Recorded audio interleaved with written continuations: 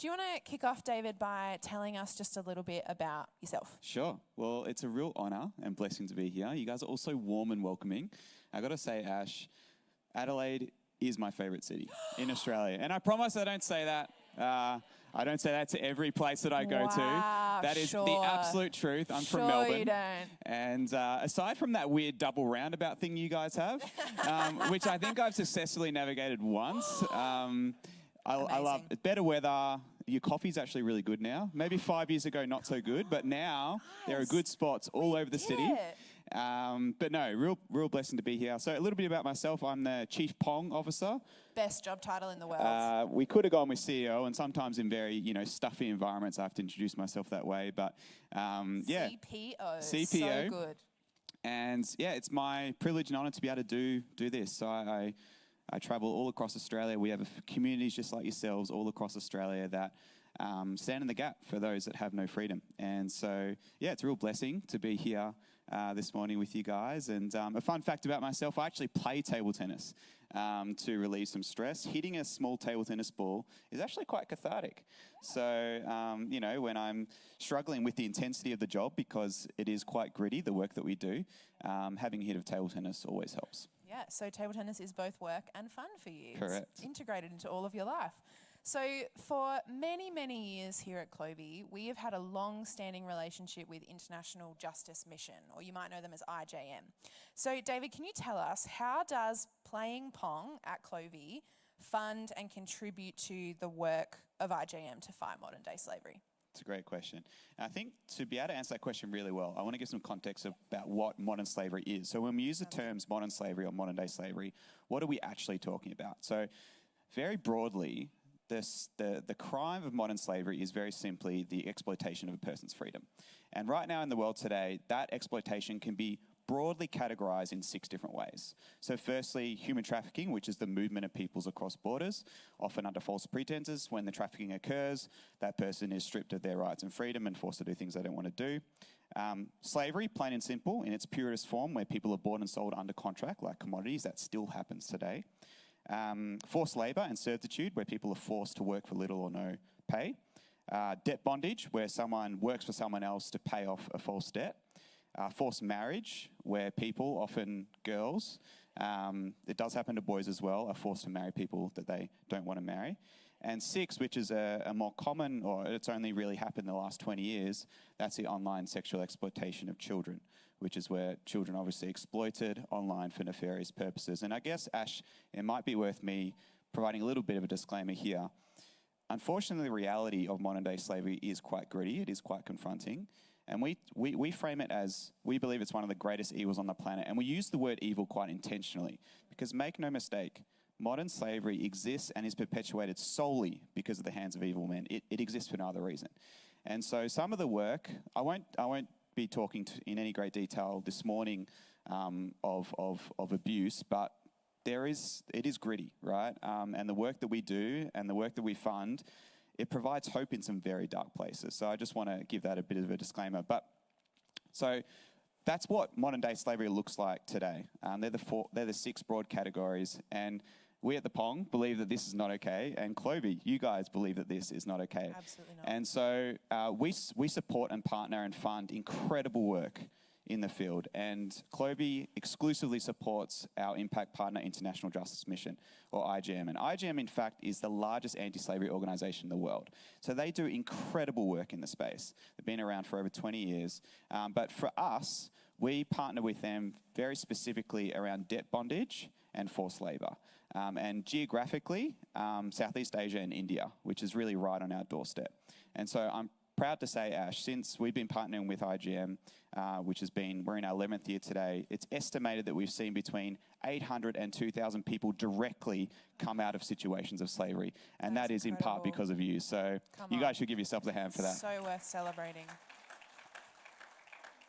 That is incredibly, incredibly powerful. And what a privilege. Sometimes when we hear about all those different types of slavery and we hear about the hurt and the evil and the brokenness in the world, we can feel really helpless. Like if you're anything like me, I just feel a bit helpless. But what I love about Pong is it's such a simple and effective way to share with people here and in our communities about why this is not okay and that we can actually do something about it. Yeah. So I'm so grateful for Pong that you give us a way to contribute to the fight. Can you share some stories with us? Because these are real people, right? These are real people who are facing these evils and these atrocities, but they're also real people who are being restored and who are being rescued. So can you share with us some stories of those people? It would be my absolute honour, Ash. So I've got a story in relation to forced labour as well as debt bondage, the two main programs that you guys support as a community through IGM. So firstly, I want to share the first story around forced labour through some images. So if we could put the first image up, thanks team at the back. So this is a satellite image that was taken in 2020. And IGM started to get some reports of some exploitation that was happening in this area. So the river that you can see there is the Mekong River. So this is in a part of Southeast Asia called the Golden Triangle, which is where Myanmar, Thailand, and Laos all intersect. And it's one of the most trafficked areas in the whole world. I was there in February this year. And they started to get some reports of some exploitation that was happening. If you go to the next slide, I've kind of highlighted the area. So there's a compound there. So this satellite image was pulled in 2020, and about 12 to 18 months after this image, IGM started to get these reports. So a person had escaped from this compound, and basically what was happening is they were being promised a job that wasn't real. Once they got there, they were stripped of their rights, and they were actually forced to scam people. So I'm sure everyone in the room, who's got a text, right, saying you owe this much to the tax office or whatever. Unfortunately, these crime syndicates are actually using slave labor to do that. Now, of course, they're not all doing it with slave labor, but a lot of them are. So IGM tried to go in and investigate it, but so that's south of the river. South of the river is Myanmar, and Myanmar being the military and political climate, they couldn't do a huge amount. The next image was from 2022, if you can put that one up. And you can see the scale of growth of what is happening here. There's 10x more buildings now at a huge alarming rate. So this was taken in 2022. And then the last photo was taken last year. If you can put that one up, you can see how massive this compound is. And so IGM are working with governments and intergovernmental bodies to try and shut this thing down. But we believe that this is not okay, and we have stories of hope, right? And that this is where you guys come into it, right? So you guys are directly fighting what is represented by that photo. And so I want to tell a story of a gentleman we'll call Jun Ho. It's not relating to this compound, but it's relating to a very similar compound in Cambodia. So Jun Ho was from Thailand. He was exactly what I described. He was promised a job in customer service. They paid for his flight. They trafficked him, as defined earlier. Once he got to the compound, once he got to the office block, all of his paperwork were taken, his phone was taken, and he had no way of contacting the outside world. He was put to work for 18 hours a day, and this happened for 6 months. He barely got fed. He was regularly, verbally, and physically abused, and he actually was able to find a way to contact IGM directly. And so IGM received that. They did a whole bunch of surveillance and investigation, and thankfully Jun Ho and a number of others was able to be taken out of that situation. So Jun Ho is doing amazingly well, and this happened just last year, and this is directly because of you guys. 100% it is. You guys have funded directly this work. But the reality is, Ash, there are tens of thousands, hundreds of thousands, potentially millions of people that are in situations just like Jun Ho that are in forced labor, that are doing things that they did not sign up to do. Second story, really quickly, Ash, is around debt bondage. And the story that I'm going to share is extremely, extremely common in India. So we'll call this gentleman Vinay. Vinay and his family, his wife and his 2 kids, they wanted to do some extra work because one of their immediate family members had some medical bills or some medical care that they needed to pay for. And so they were approached by a family friend to engage in some duck farming. But the duck farms were on the other side of India. India is obviously a massive country. And so this gentleman said, look, I'll pay for your way to go to the duck farm, but you'll need to pay me some money. I can loan you some money to help with the transport and to fund some farm equipment in order to do the work. So they agreed, they signed some documents, and they traveled halfway across the country to a part of India where they couldn't speak the local language, right? When they got there, they were split in 4 different areas. So one son went one way, one son went another way, and then the parents were split up. The contract was meant to be for 3 months. And basically, they manipulated them. They said, look, if you try and escape, we're going to harm your family. We're going to do something to your son. This went on for 6 years. They were stuck in this situation. Wow. Thankfully, IGM eventually caught wind of what was going on, and they were taken out of that situation. I've actually got a photo of the family, if we can share that now, of Vinay and his wife that is kind of sitting behind them, their 2 sons.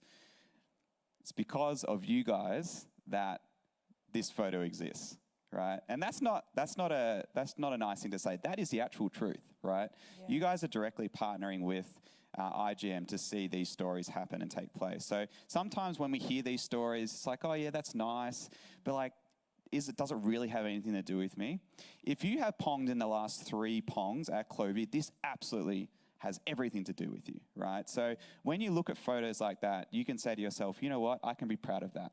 In a really small way, that happened because of me. So hopefully that gives you some hope that, yes, 50 million people in the world today, more than any other time in history, in instances of slavery, it's a very confronting thing. But when we humanize the issue through the lens of one person, it all matters, right? And that is why we do what we do. Wow. So incredibly powerful, confronting and challenging us to sign up for that slot in September. And I want to invite us to think about, how can I contribute to this fight? Absolutely, the first step is to sign up, to register to play. 100%. David, can you tell us a bit about how just signing up can have a great impact and kind of kickstart our fundraising and awareness raising journey? For sure. So I would just personally love to encourage you to sign up. I wouldn't be doing my job if I didn't do that. And I think it could be one of the most impactful things you do this year for 2 reasons. One, obviously the fundraising matters. The money is required to run these projects. But 2, being able to make an ask of people outside your church network is really powerful. It's a powerful way to share your faith. Talking about Pong as a man of faith, talking about Pong is the number one way by far that I've been able to talk about my faith.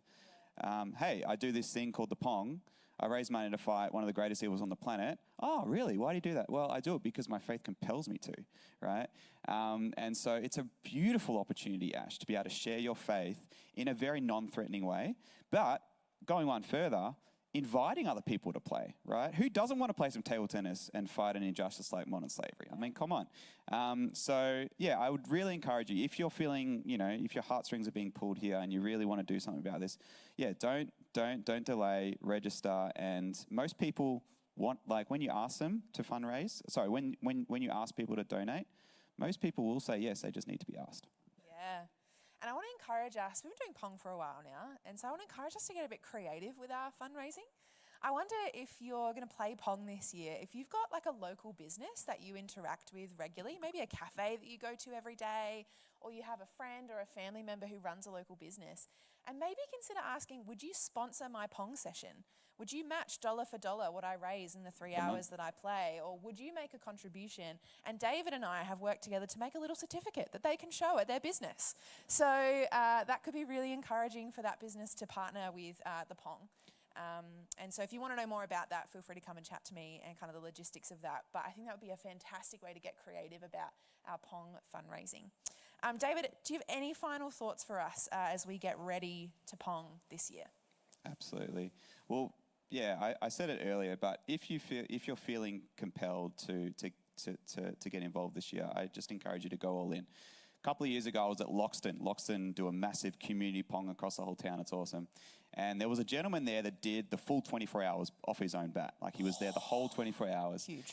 And I remember going over to him and just, I wanted to let him know that I was impressed, right? And he kind of stopped me halfway through my spiel and he said, David, let me stop you right there. He said, the fact that I have the freedom that I do, and the fact that as I live and breathe, there are 50 million people in the world that are in slavery right now, this is the smallest thing that I could do in the face of that reality.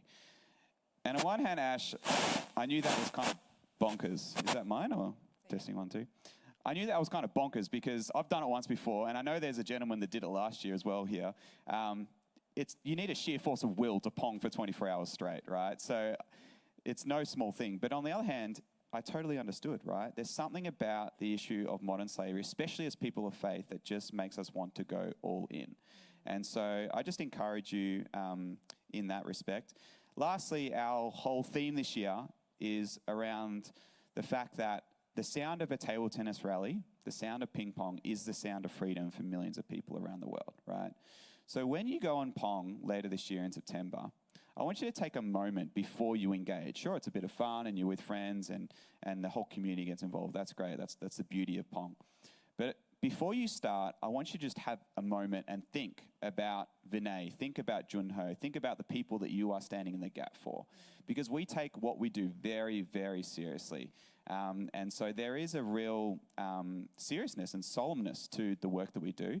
And so when you engage, I want you to have those people in the back of your mind. And we're going to have posters and a whole bunch of more stories that you can engage with when you actually Pong. But really identify with those stories, because that is why we do what we do. And unfortunately, there are millions out there also that are waiting for us to stand in the gap. And the Pong is the weapon of choice that we have, and we know that it works. And I'm so glad that you guys are so in love with Pong. And I think this is your 11th year. You've raised over $72,000 since you started Ponging, which is incredible. So good. Second highest in the state. You're only being beaten by Loxton, but that can change if you go hard this year. Not trying to spur any rivalry there. Just want to say thank you for the incredible advocacy over the many years you guys have been doing it, and go strong this year. Can we thank David for joining us today? David's going to be in the foyer after the service. You can sign up there. We're going to put up a QR code at the end of the service as well for you to sign up. You can chat to him. I'm sure you have many more stories to share as well. We kind of want to take a moment. I love what David was saying about how we are compelled by our faith to fight against injustices. And we've just finished a series here at Clovie. We've been looking at the big story of the Bible and God's big story. And there are so many themes that are woven through God's big story. And one is God's heart for justice. And so we're going to spend some time in a video now just exploring how that weaves through the biblical narrative and what that means for us as we head into Pong and other ways that God is prompting us to fight for justice. Let's watch that now.